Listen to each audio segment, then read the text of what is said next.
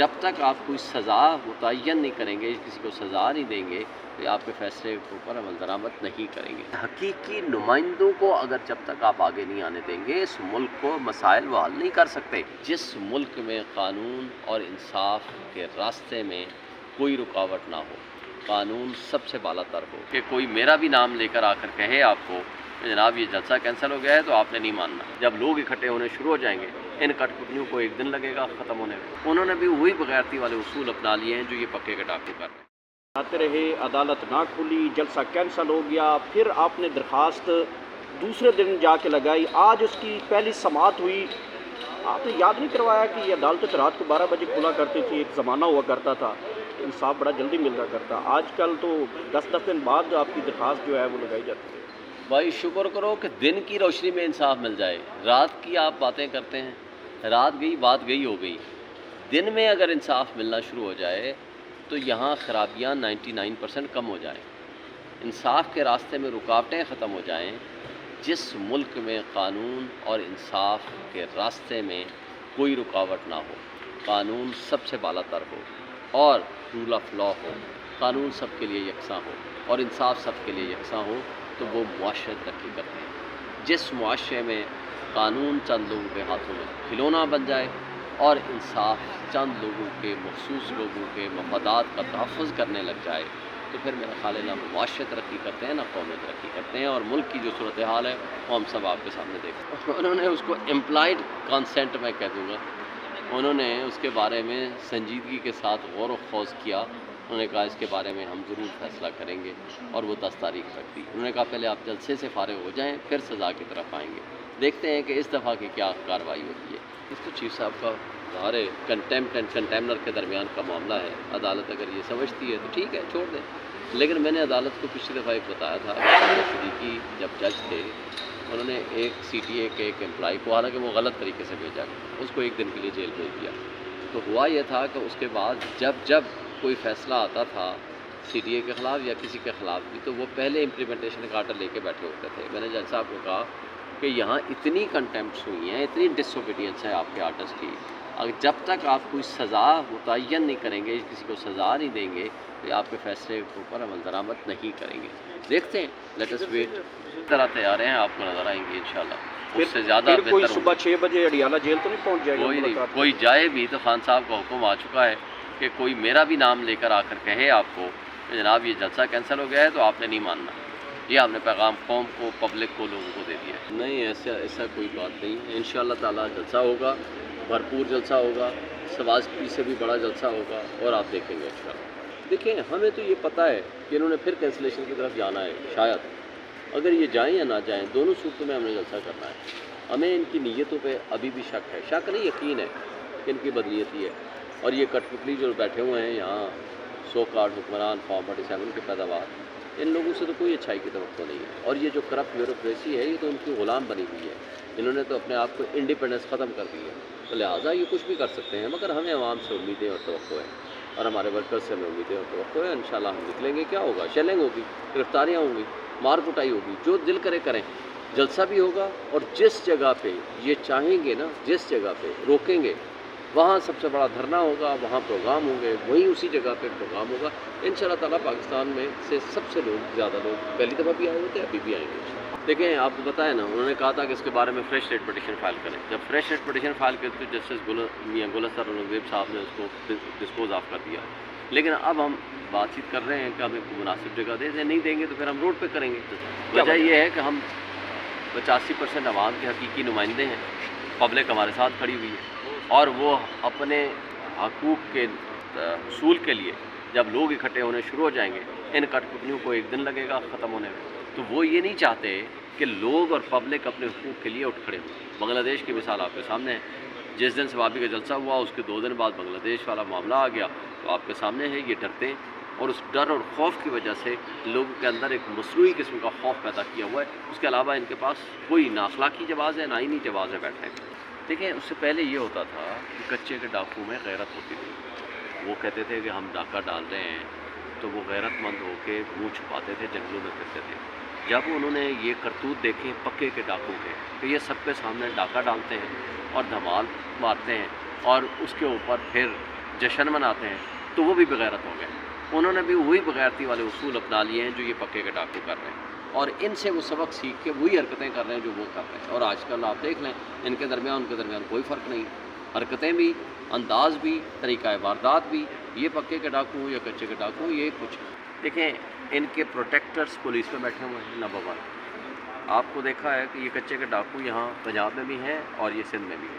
सिंध में इनका जो एक मुशीर था पीपल्स पार्टी का, उसके बेटे की गाड़ी पकड़ी गई जो सरकारी गाड़ी थी, वहाँ असला लेकर के वो उनको कच्चे के डाकू को देने जा रहे थे, और ये बाकायदा रिपोर्ट हुआ है और उस पर केस भी चल रहा है। तो अब जब इस तरह की सिचुएशन हो तो ये सारी प्रोटेक्शन इनकी तरफ से उनको मिलती है, नंबर 1।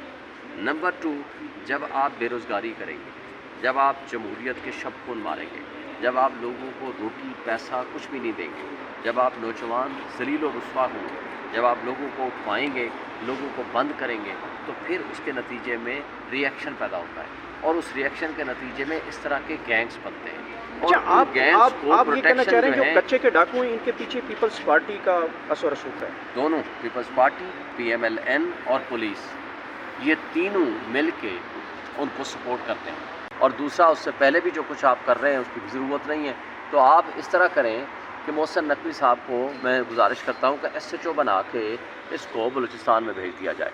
इतना नाअहल तरीन शख्स, उसने क्रिकेट का बेड़ा गर्क कर दिया, PCB का चेयरमैन, ना वो क्रिकेट संभाल सका और ना ही वो वजारत दाखिला संभाल सका, जो मुल्क की सलामती का बेड़ा गर्क कर दिया। मैं उसको कहता हूँ कच्चे के डाकू को आपने इस कदर खुली छूट दी हुई है, आपको इसलिए कि आपको तजर्बा ही सिर्फ ये था पिछले 13 महीने का कि किस तरह SHOs के ज़रिए PTI के वर्कर्स को उठाया जाए, अपने मुहब्बे वतन शहरियों के ऊपर तशद्दुद किया जाए, अपने मुहब्बे वतन शहरियों के घर लूटे जाएं, अपने मुहब्बे वतन शहरियों के कारोबार तबाह किए जाएं, क्योंकि आपको तजर्बा ही सिर्फ इसी बात का है।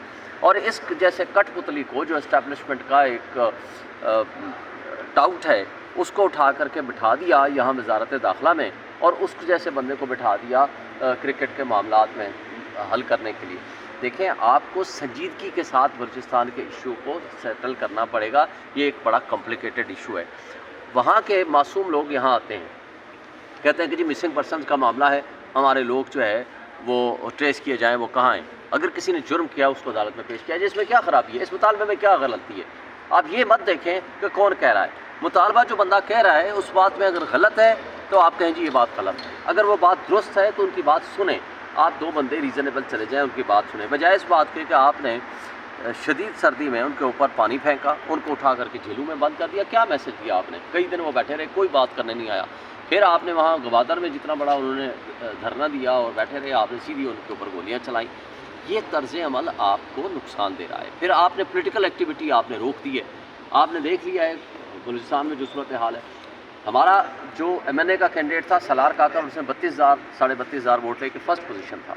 सेकंड नंबर पे महमूद अचकज़ई आया, 12,000 वोट लिए। 8वें नंबर वाला बंदा जिसने 3-4 हज़ार वोट नहीं लिए थे, 3,500 लिए, पता नहीं कितने लिए, उसको उठा करके, जो सरेंडर कर चुका था, विदड्रॉ कर चुका था, रिटायर हो चुका था, उसको उठा करके आपने MNA बना दिया क्वेटा में। आपने इसी तरह आपने अगर देखना हो ना कि क्यों बलूचिस्तान के हालात ये ख़राब हुए हैं, तो आप बलूचिस्तान असम्बली को देखो, बलूचिस्तान के सेनेटर्स और MNAs को देख लो, आपको सब समझ आ जाएगा। बात यह है कि अगर आपने वहाँ के हकीकी नुमाइंदों को, जिनको आवाम चाहती है, उनको आपने रिजेक्ट करा दिया, और जो रिजेक्टेड लोग हैं उनको उठा करके आपने मुसल्लत कर दिया, तो फिर बलूचिस्तान के मसाइल कैसे हल होंगे? सरफराज भुट्टी की क्या क्वालिटी है? क्या सिर्फ यही स्पेशलिटी है कि वो आपका ख़ास वल ख़ास है इस्टेब्लिशमेंट का, और यहाँ वो इंटरम सेटअप का वज़ीर दाखिला था, यहाँ से उठाया जाकर। मैं पाकिस्तान बार कौंसिल का 5 साल मेंबर और चेयरमैन रहा हूँ मुख्तलिफ पोजीशंस में। मैं इस्लामाबाद बार कौंसिल का फाउंडर चेयरमैन, वाइस चेयरमैन रहा हूँ। मैं पाकिस्तान सर्विसेज बार का 2 साल से ज़्यादा अरसा प्रेसिडेंट रहा। मैं हाई कोर्ट बार का, इस्लामाबाद हाई कोर्ट बार का प्रेसिडेंट रहा। सुप्रीम कोर्ट बार का मैंने इलेक्शन लड़ा वाइस प्रेसिडेंट। मुझे बता दें कि अगर मेरे जैसा बंदा यहाँ निकलता है कुछ लोगों के साथ प्रोटेस्ट करने के लिए, जो कि लॉफुल हमारा हक है, बुनियादी इंसानी हक है, फंडामेंटल राइट है, और उसके तहफ़्फ़ुज़ देने की बजाय ये पुलिस मेरे ख़िलाफ़ दहशतगर्दी के पर्चे बनाती है। 7 पर्चे मैं भुगत रहा हूँ, और भी कोई पर्चे होंगे। बात यह है कि अगर आपने इंस्टीट्यूशंस को, अगर आपने मासूम सिटीजन्स के ख़िलाफ़ आपने इस्तेमाल करना है सारे वसाइल, और पोलिटिकल विक्टिमाइजेशन के लिए सारे वसाइल इस्तेमाल करने, तो दहशतगर्द तो खुले फिरते रहेंगे, उनको पूछेगा कौन? अगर वाकई ये नेक नीयत हो तो ये इनको ख़त्म कर सकते हैं एज ए पार्टी, लेकिन जी। उनके बंदों की उनको सपोर्ट है, इनके बंदों की सपोर्ट उनके है। बंदों की सपोर्ट है, जिसकी वजह से वो अपने आप को प्रोटेक्टेड फील करते हैं। और दैट इज़ द रीज़न कि आज तक मुझे बता दें कि ये ढूंढ ढांड के कि कोई मुल्क से बाहर बैठा है या यहाँ बैठा है, पीटीआई का वर्कर तो इनको मिल जाता है। ये कच्चे के डाकुओं के ख़िलाफ़ क्यों नहीं ऑपरेशन होता? क्यों नहीं उनको उठाते? क्यों नहीं रेंजर्स जाती? क्यों नहीं आर्मी जाती? क्यों नहीं ये पुलिस जाती? क्यों एक्शन नहीं होता? और आज तक ये मसला क्यों नहीं ख़त्म हुआ?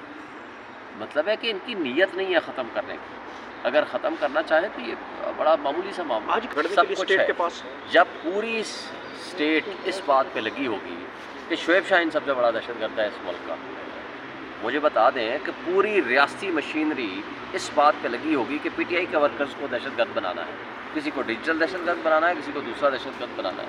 आपको याद है ना कि एक प्रेस कॉन्फ्रेंस हुई ISPR की, उन्होंने कहा जी डिजिटल दहशतगर्द बना दो पीटीआई वालों को। क्या किया इन्होंने उठाया जा करके रऊफ़ हसन को, इन्होंने उठाया वो अहमद जंजुआ को, उन्होंने कहा जी उस पर क्लाशनकोव डाल दी, उन पर बम डाल दिए बनाने के, पता नहीं क्या क्या तरीक़ा वारदात डाल दी। मैंने जज साहब को कहा, मैंने कहा जी वो एक ISPR ने गलती से कह दिया कि डिजिटल दहशतगर्द बना दो पीटीआई को। इन्होंने उठाया, उन्होंने कहा, पुलिस ने कहा कि हमें डिजिटल का तो नहीं पता, लेकिन हम दहशतगर्द बना देते हैं, क्लाशनकोव और बम डाल देते हैं, दहशतगर्द बन जाएंगे। और उठा करके आपने उसको प्राइम मिनिस्टर बना दिया। भाई हकीकी नुमाइंदों को अगर जब तक आप आगे नहीं आने देंगे, इस मुल्क को मसाइल वो हल नहीं कर सकते। फिर वहाँ जब आप तशद्दुद करते हैं या ज़्यादती करते हैं या एक बंदे को मिसिंग पर्सन बनाते हैं, मुझे बता दें, मैं कहता हूँ कि जिसको आपने उठाया आपकी नज़र में वो मुजरिम है, मान लेते हैं फॉर द टाइम बीइंग वो मुजरिम है। भाई उसका कबीला, उसके घर वाले, उसके बाकी लोग तो मुजरिम नहीं है ना।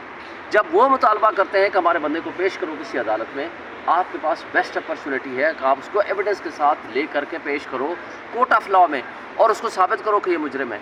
मगर बजाय उसको प्रोसीड करने के सबको कह देते हो ये दहशतगर्द हैं, तो उसका क्या नुकसान होता है? फिर वाकई वो कहते हैं कि जब हमें दहशतगर्द कह के मारते हो, गोलियां मारते हो, तो फिर हम क्या करें? तो बात यह है कि आपको इसको संजीदगी के साथ लेना पड़ेगा। मोहसिन नकवी जैसे बंदों के ज़रिए पॉलिसियाँ नहीं बनानी पड़ेंगी।